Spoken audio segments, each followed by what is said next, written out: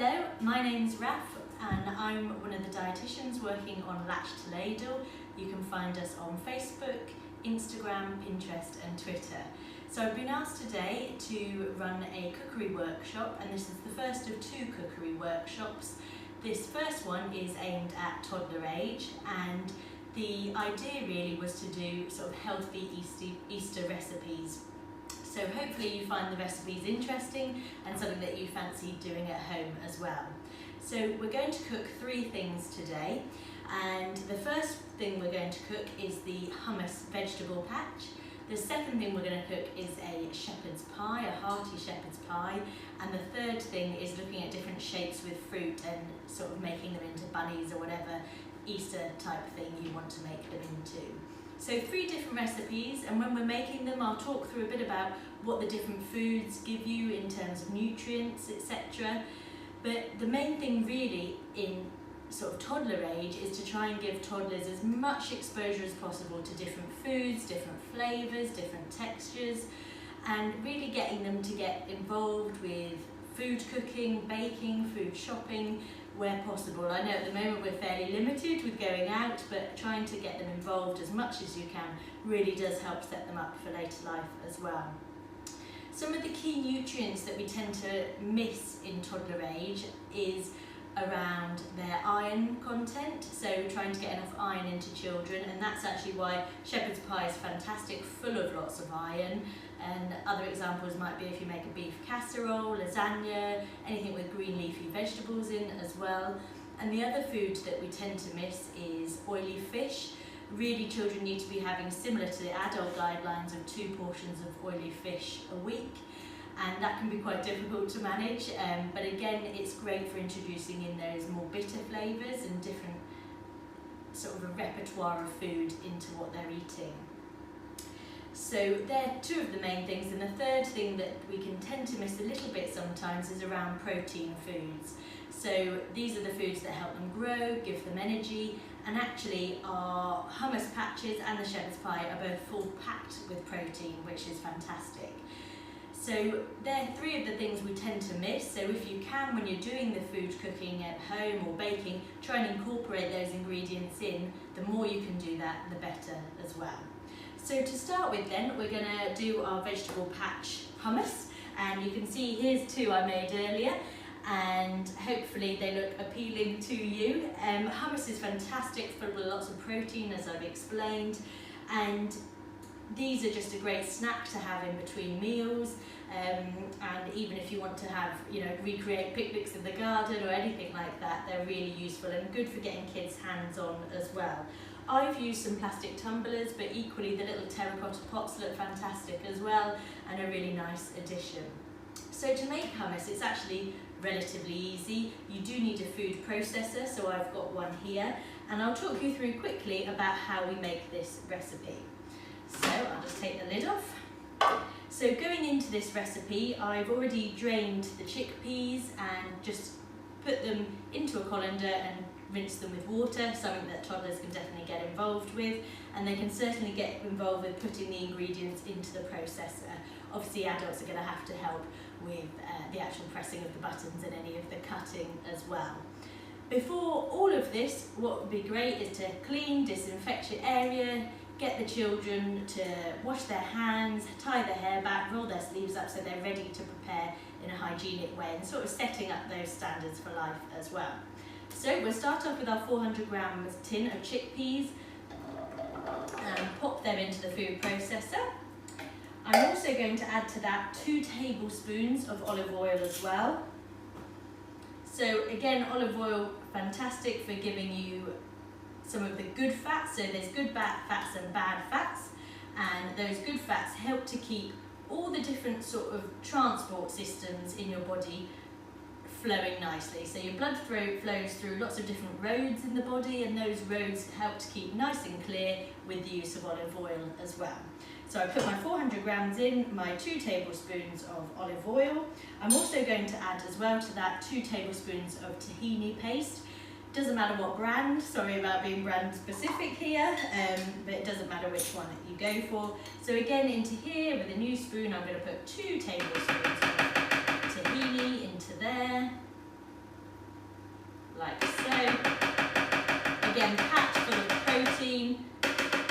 lots of B vitamins as well in there, which again are really good for growth, and they're really good for looking after your immune system as well. So we've put that in, and we're also going to do half a lemon as well, so the juice of half a lemon.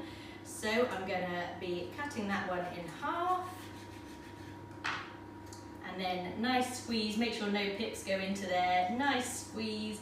Bit tricky at the moment when everyone's hands are so dry from washing them so much, but just make sure you don't get them in any cuts or open skin on the hands. So like I've just done. So I'll pop that in there, and we can do that, lovely. And then our final bit is adding just a drop of water just to make it a bit of a runnier consistency. If your child is managing lots of the lumps, etc., brilliant, keep it as it is, but for some children not managing so many lumps, actually the runnier, smoother texture of hummus tends to go down a bit better. So I'll just put just a dribble of water into there. So that's all of our ingredients, nice and simple. So we've got our 400 grams chickpeas, our half a lemon, 2 tablespoons olive oil, 2 tablespoons tahini, and a dash of water as well as appropriate.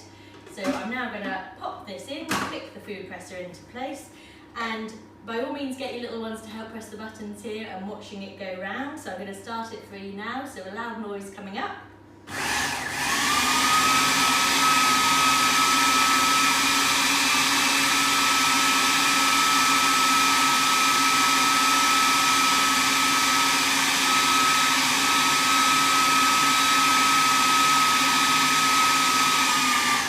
And often what we need to do with the food processor, for those who are familiar with using them as well, you often need to go around and just get it off the sides as well there. I'm just going to do one more whiz of that. Perfect.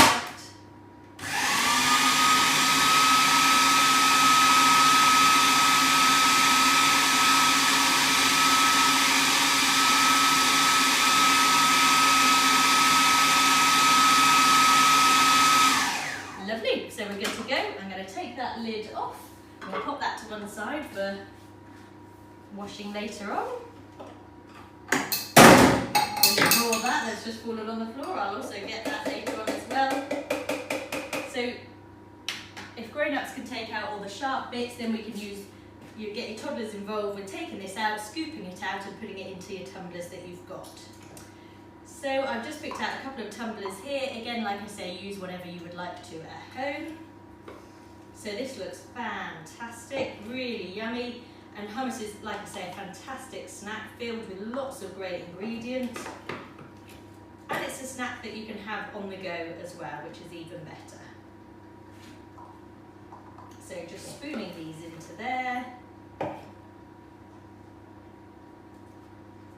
Like so. It smells really good.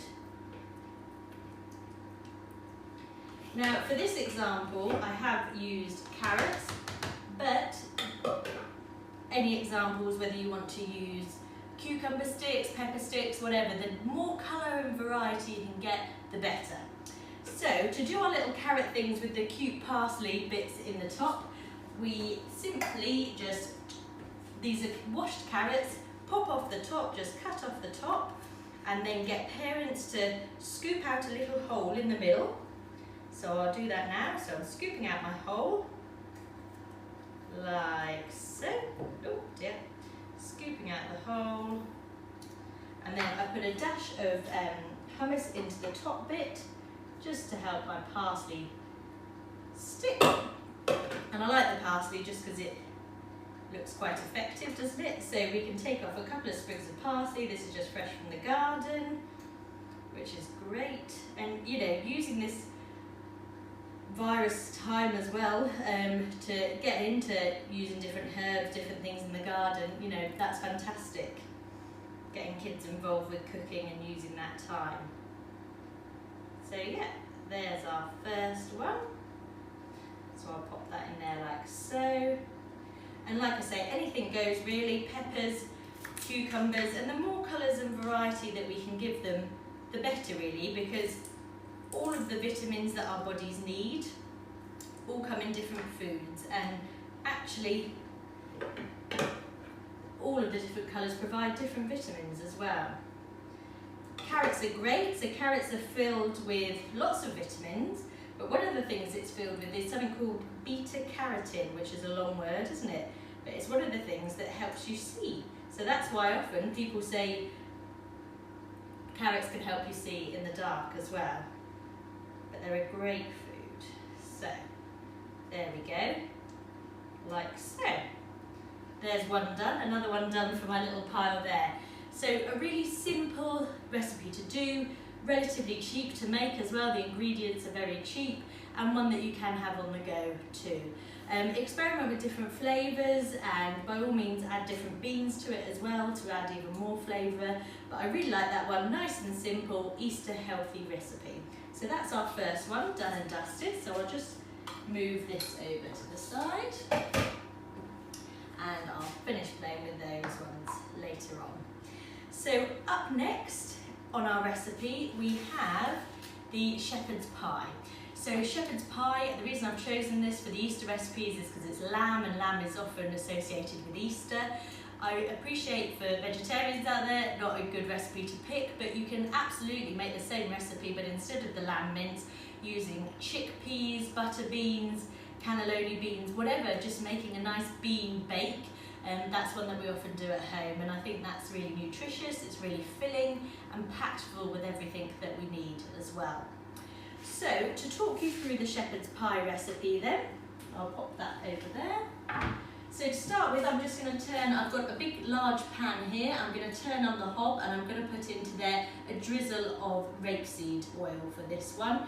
And rapeseed oil is great as well. It's often sold in supermarkets as vegetable oil, but if you just read the packaging it says rapeseed oil, a great source of some of the really good fats, which again are really good for those transport systems in your heart as well. So I'm going to pop this hob on now, like so, and I'm going to get some rapeseed oil out as well. So just a drizzle of rapeseed oil is perfect. So for the shepherd's pie recipe then, I've put some oil in. My first step that I'm going to do is put the onions in. So obviously adults are going to have to cut the onions, but there's no reason why toddlers can't get involved with peeling them. They may have to wear their swimmer goggles or something to protect their eyes, but the more you can get hands on, the better.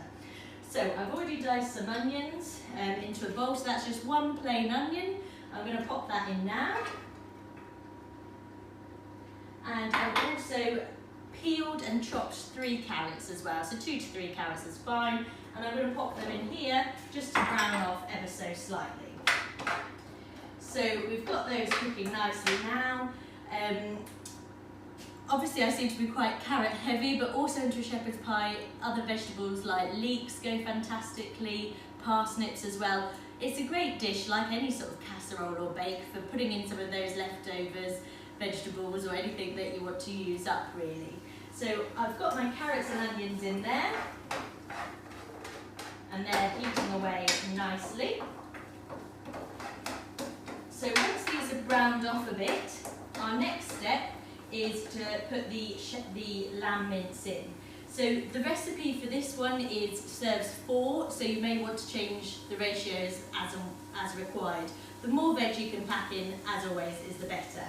So for this I've got 500 grams of lamb mince. So I'm going to pop that in now.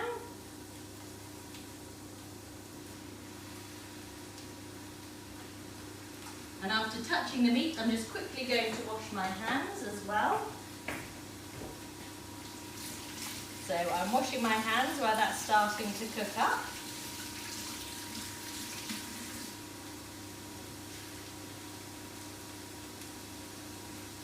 Brilliant. So we'll start browning off this mixture, like so.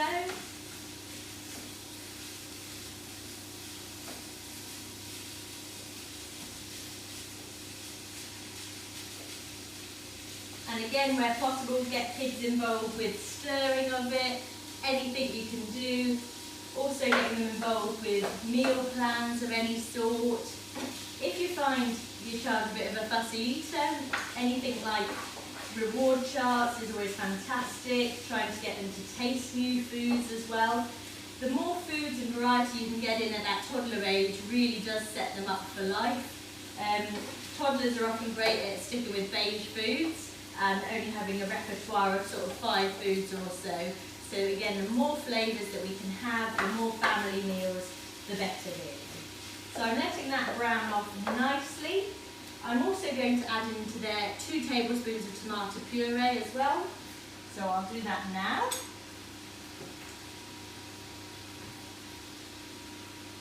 So tomato puree is fantastic, isn't it, as just a stock item. It's also great if you want to do any messy play with your toddlers as well.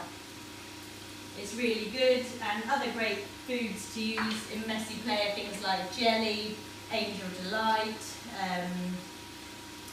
whipped cream is another good one. Anything to get them familiar with the different foods, the better really.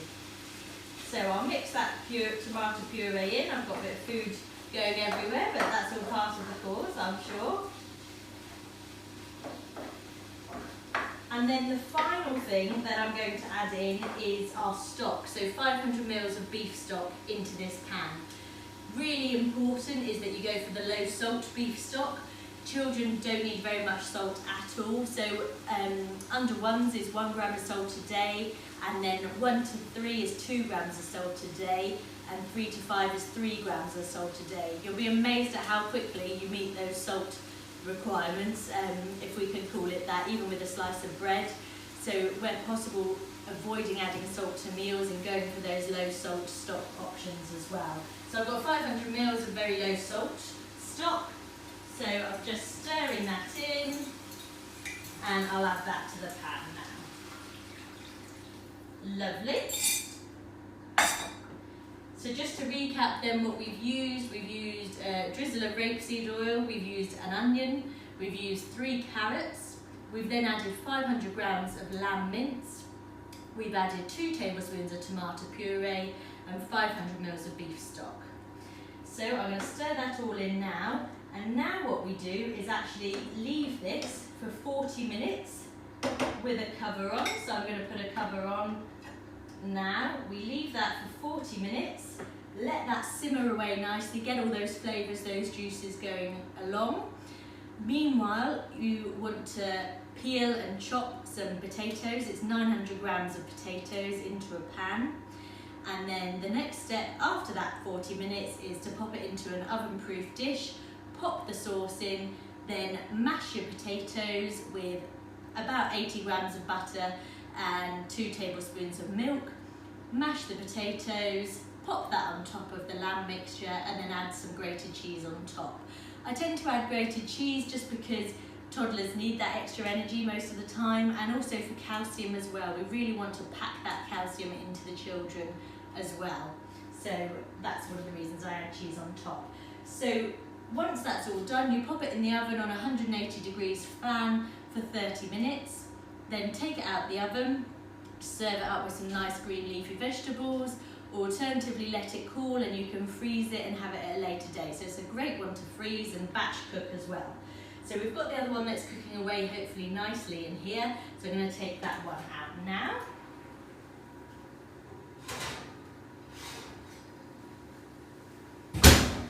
So this is the shepherd's pie I cooked from earlier. So hopefully you'll agree that that looks very scrummy. How you know it's cooked is it's nicely brown on top, and you might see a bit of the sizzling mixture coming out the sides as well. So I'm going to pop that back over there on the hob, but that's what you want to finish up with really. So that looks really tasty. Look forward to that later on. So that's our shepherd's pie recipe, like that. And the final thing I wanted to show you today is really sort of like a pudding element really of the Easter recipes. And these are with our fruit faces. So you can see here, and I hope your kids are forgiving because I'm not the most decorative or the most creative, but hopefully here you can see a vague similarity to a little bunny rabbit. And you could do it in a bunny rabbit shape, an egg shape, a lamb shape, whatever shapes you want to have a go with experimenting. But the main thing really is we want to see a plate full of lots of different colours. So in here we've got apples, strawberries, kiwis, blueberries, dried apricots, carrots, lots of different things. The main thing to note, of course, as always, is to make sure everything's chopped up appropriately, especially with grapes. That's often our big bugbear. Make sure grapes are chopped appropriately, otherwise there might be that choking risk. But have a play with all these different fruit and vegetables. Avocado and kiwi are both really good, nice colours to use in these as well. And just have a go at making the faces and getting hands-on as well. So if parents can help by assembling lots of different chopped fruit and veg, get the kids to have a play, and it's a bit of entertainment time too for them. So that's the 3 recipes then. We've had the veg patch hummus, the shepherd's pie and the fruit faces as well. I hope you found the session useful. Like I said, my name's Raphaella, Paediatric Dietitian from Latch to Ladle. Do check us out on Facebook and Instagram. It would be great to hear from you, and if you've got any questions at all about any of the recipes we've used today, please do not hesitate to get in touch. Hope you and your family have a nice Easter in these strange times, and hope to hear from you soon. Take care.